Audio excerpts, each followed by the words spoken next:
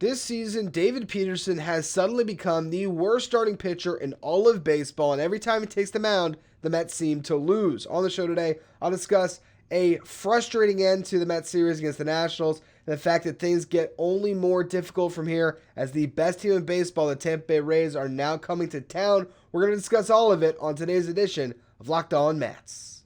You are Locked On Mets, your daily New York Mets podcast. Part of the Locked On Podcast Network, your team every day.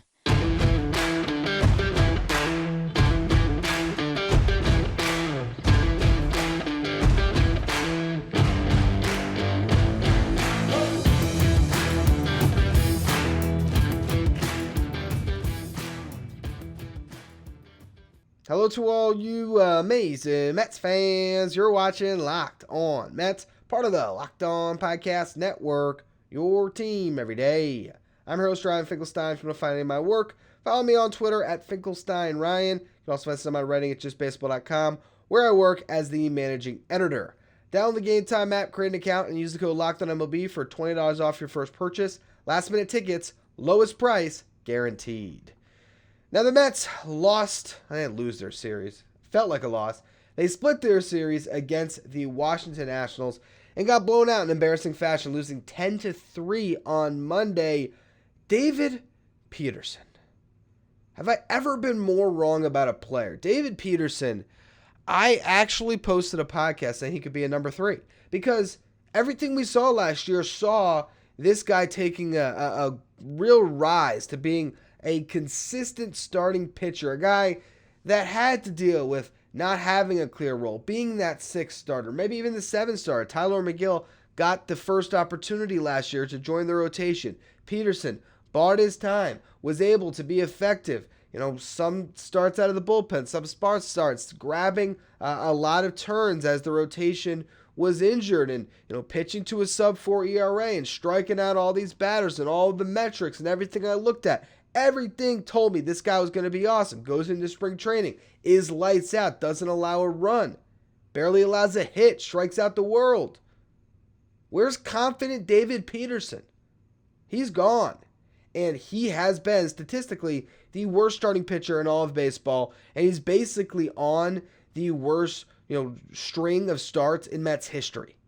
In Mets history. Oliver Perez was giving up home runs at an alarming rate at one point in his Mets career. Peterson is pitching worse. Pick a Mets starter. The opportunities that he's gotten based on injuries has hung this guy out to dry, and I don't think he's this bad. I don't think his career's over. I don't think you cut him and say David Peterson can never be effective again. But you really can't put him in this rotation anymore.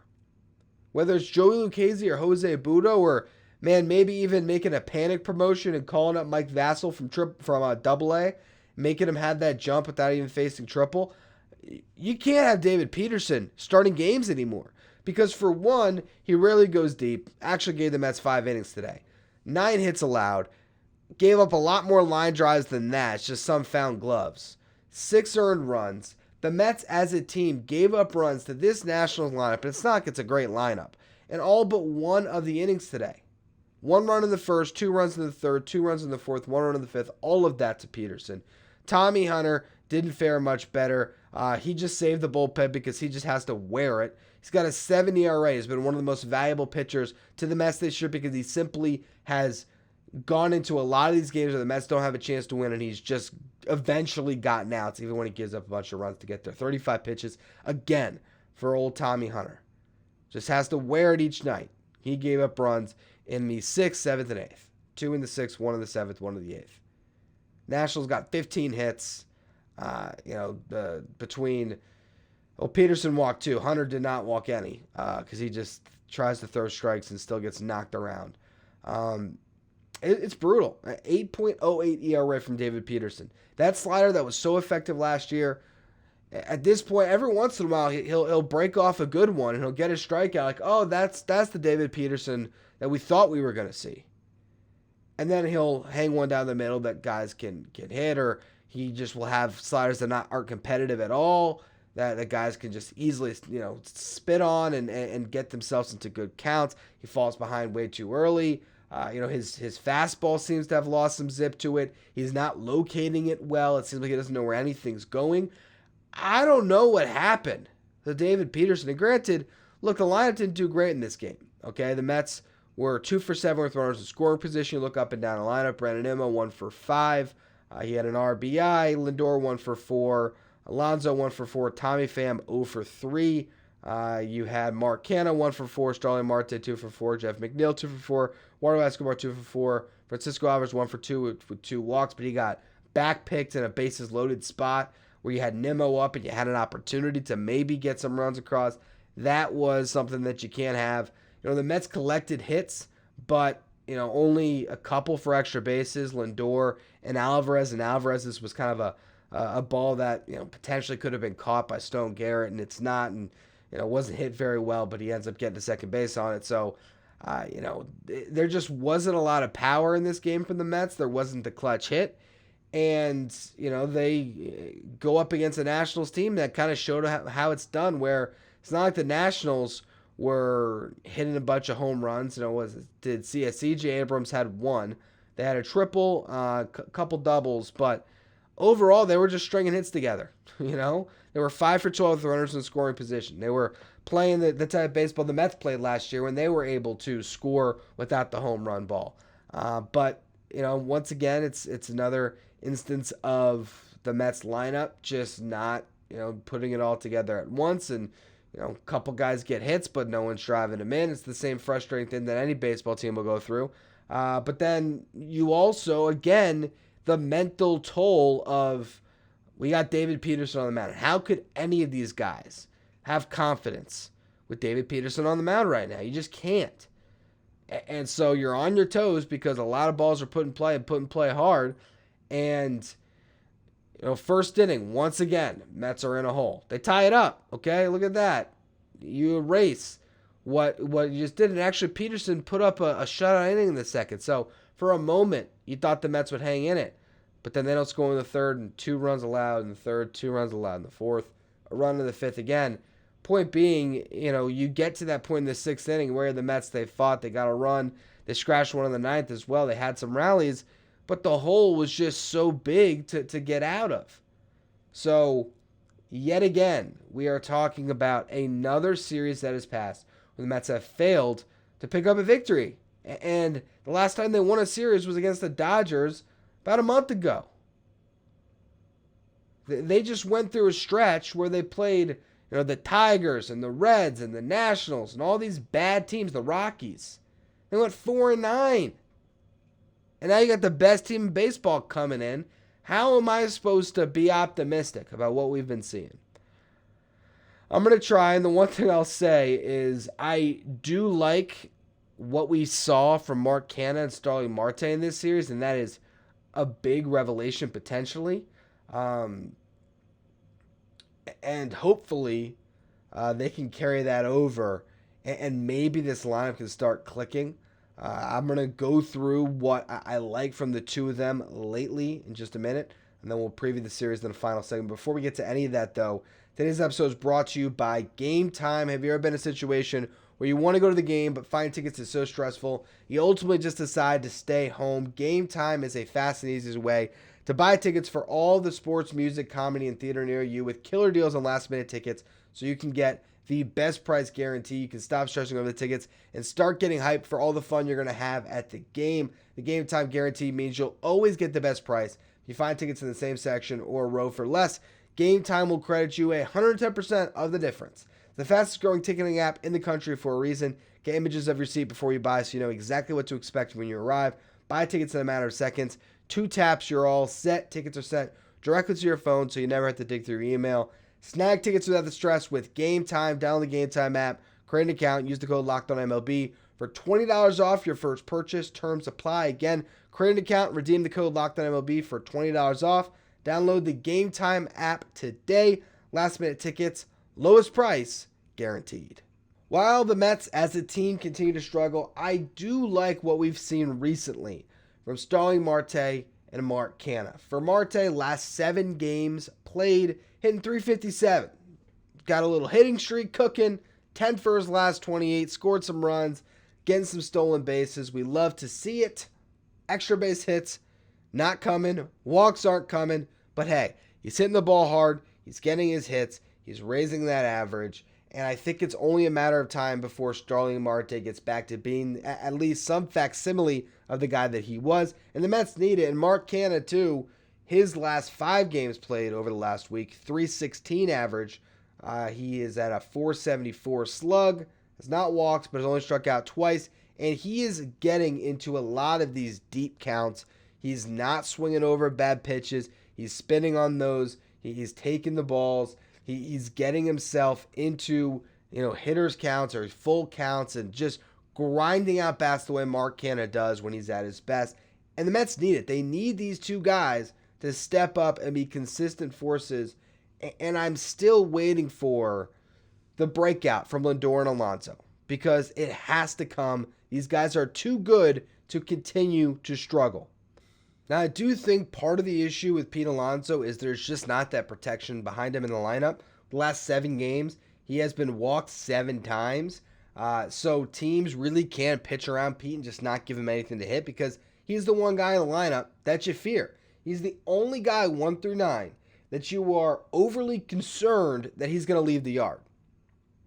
I will say, Tommy Pham's numbers have been pretty bad. He's got the season average now below 190. Doesn't seem like I'll be buying a Tommy Pham jersey. That OPS is at 641. But he is hitting the ball hard. But he's protecting Pete in the lineup today. And you look at the lineup against a lefty, Patrick Corbin. And one other thing, before I forget this point, Patrick Corbin's supposed to be the worst starting pitcher in baseball. What is it about today with this Mets team that David Peterson proves to be the worst starting pitcher in baseball right now, and the Mets can't hit a guy who's been pretty bad the last 3 years? But I digress on that one. You look at a lineup today with Tommy Pham and Mark Canha both in it. Canha playing first base with Pete Alonso DHing, where theoretically you could have Mark Vientos DHing or playing first base in a game like this. Mark Canha in left. Why do you need Tommy Pham? I just don't know what the Mets' path is to getting Vientos up. But Tommy Pham's looking like an option. Problem is, that would drop you down to 3 outfielders on the roster with Jeff McNeil. So I think the only way they do that is if they feel confident in being able to stick Brett Beatty in left field, Eduardo Escobar in left field, Mark Vientos in left field. Beatty probably the best bet. Escobar did it a little bit in the WBC, but I don't really love that. I don't know. I don't really know exactly where else you would go there. That's the issue, though, is just, can you get by with that little amount of outfielders on the roster? And that gets back to the same Vogelbach-Vientos conversation, rostering them both, that I've had a million times, and I won't bore you with those details again. Although I am working on a deep dive on Mark Vientos for JustBaseball.com, so for all you everydayers, at some point this week, there will be another Mark Vientos episode, and that's going to be with a lot of advanced numbers that Aram Layton is pulling for me, because he can get into the database and really let me see behind or see under the hood of what's going on in AAA Syracuse with him. So that'll be a fun one. But for now, you look at this lineup, and again, I've said it recently, the bottom line is you need the veterans to hit.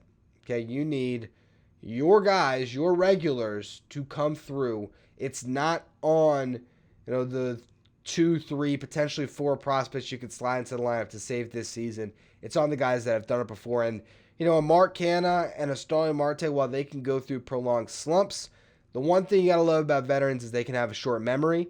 And if they can take the success that they had against the Nationals, translate into this series against the Rays, and keep on hitting and move the line, and you get still those ever-present walks from Daniel Vogelbach, and then all of a sudden you have a Jeff McNeil or a Nimmo or a Lindor and Alonso getting that clutch hit, Alvarez, Beatty. I do think that this lineup can click in at some point soon and take off. We just haven't seen it. And we'll see if they can find it against a team that is notoriously difficult to play. The Tampa Bay Rays are coming to town, and boy, wouldn't you think they'd love to sweep this Mets team and make things even worse. Do the Mets have any hope to win this series? We'll discuss that in just a minute. First, though, another word from our sponsors. The Mets play the Rays tonight, 7:10 Eastern. Catch every pitch of the Mets' hometown broadcast with SiriusXM on the SXM app. Search Mets to find the game. Now, the Rays like to keep things close to the vest. The only starter they've announced in this series is Jalen Beeks, and he's an opener. That's going to be your starter/opener on Tuesday versus Justin Verlander. You'd think this is the prime game for the Mets to get a win. You got your ace on the mound, and the Rays are going bullpen. But when the Nationals went bullpen against the Mets, they found a lot of success. And the Rays have a better bullpen than the Nationals. They'll be throwing a lot of arms with a lot of really good, nasty pitches. And we'll see if the Mets can, work some counts and make those relievers work. You could put the Rays in a situation where that bullpen's feeling it for the rest of this series. Maybe you can score some runs. Maybe you can do something for the home crowd with your new ace in front of them for the first time, because Justin Verlander still has not pitched in front of Mets fans, and he flew ahead of the team to get ready for it. I think this is obviously the game. If you pick one this series to watch, this is it. But how can I say with confidence the Mets are going to take any game this series when the Rays are 31-11? The one positive thing I can point to is the home road splits for the Rays. They're still good on the road. They're 12-8, but they are nearly unbeatable at home, 19-3. So maybe, just maybe, getting them away from their home ballpark, the Mets can steal a series here. After Jalen Beeks and Verlander, again, the Rays aren't telling us anything, but what it does seem like, based on the recent games they've had, the Mets will miss Shane McClanahan, which is a massive boost. Cy Young candidate, guy that is, in that conversation, and it's a growing one, of the best left-handed pitchers in baseball. I'll tell you who's nowhere near that conversation is David Peterson. But guys like Framber Valdez, Julio Urias, Clayton Kershaw back to pitching awesome again, Max Fried, Shane McClanahan's in that conversation. You don't have to face him. And Zach Eflin has been great this year. Gets the biggest free agent contract in Rays history, and you see why. Has pitched really well for them. The Mets will miss Eflin too. So we'll see who pitches the final two games of this series for the Mets. It's going to be Verlander, Kodai Senga, Tyler McGill. So you kind of have your best three starters right now, I guess. Obviously Scherzer. But, you think Verlander's the guy that hopefully will be the most consistent throughout the season. The first two starts have looked good. Senga and McGill have been, the guys that have been around and taken every turn this year. So maybe get a little bit of length. Maybe, again, you steal a series. But here's what you're going up against when it comes to this Rays team, particularly on the offensive front. Fangraphs wins above replacement, right? Measures the value of a player. For the Rays, look at Team F4, compiling all the position players. You know how much better they are than all the teams in baseball? Their combined Team F4 is 14.2, which makes sense that they are 14 wins above replacement when they are, 19 games over 500? Is that what it is? 20 games over 500 at 31-11? Yeah, they're ridiculous. The next best team is the Texas Rangers right now at 8.4. Now, you go to the average. 75 is a team. On base percentage, leading baseball 349. Slugging, leading baseball 508. Home runs, 81 for their team. Next closest, the Dodgers at 68. Runs scored, 260 on the season. Rangers close at 254. Next best team, Red Sox at 226. You look at their weighted runs created plus. Again, this is a statistic that measures hitters based on a league average of 100. In this case, teams based on a league average of 100. Tampa Bay Rays team WRC plus 141. Next best, Rangers 117.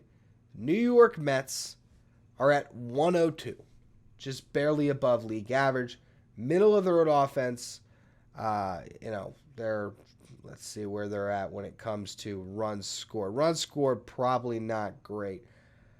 The Mets runs scored, they are sitting 22nd in baseball. Again, some of the hitting stats have them more middle of the pack, but the results haven't been there. This is, like a Tyson or Holyfield going up against, some guy off the street right now. JV versus varsity. It's just not a good matchup for anyone to play the Rays, but particularly the Mets right now. Not the team you want to see. The Rays are also, by the way, since mentioning all the great hitting stats, as a team, lowest ERA in baseball as well, 3.26. Let's see where the New York Mets are currently in ERA. 21st, shockingly, 4.54. That's thanks to the bullpen because the starter ERA has been awful. So it's not an easy matchup, but I think the only thing I could say to give you some optimism that the Mets will win this series is baseball is super weird. That's all I got for you. We'll see if Justin Verlander can take game one. For all you everydayers, that's what we'll be discussing on tomorrow's show, Verlander's performance against this Rays team. Make sure you follow, rate, and review wherever you get your podcast. Make sure you follow me on Twitter, @FinkelsteinRyan, and follow the show, Locked On Mets.